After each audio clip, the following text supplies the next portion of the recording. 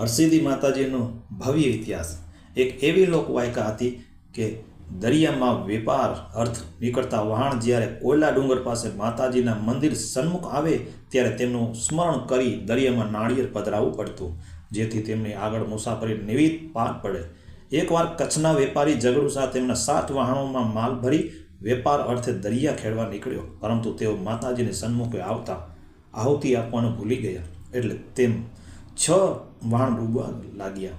7મું વહાણ બચાવી લેવા માટે ઝઘડુ શાહે માતાજીને ભાવભરી પ્રાર્થના કરી, જેનાથી માતાજી પ્રસન્ન થયા અને વરદાન માંગવા કહ્યું.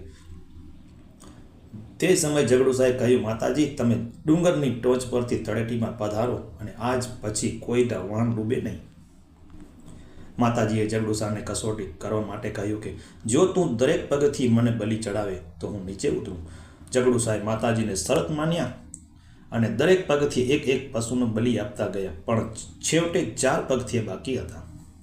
ત્યારે બલિ ખૂટી ગયા, એટલે ઝઘડુ શાહે પોતાના દીકરા, 2 પત્નીઓ બલિ આપ્યા અને છેલ્લે પગથિયે પોતાનો બલિ આપ્યા. આખરે માતાજી તેમની ભક્તિથી પ્રસન્ન થયા અને ઝઘડુ શાહ, તેમનો દીકરો, બંને પત્નીઓ તથા તમામ બલિઓને સજીવન કર્યા અને ઝઘડુ શાહે માતાજીનું મંદિર ડુંગરની તળેટીમાં બંધાવ્યું. આજે પણ આ મંદિરનું 12 મહાત્મા છે.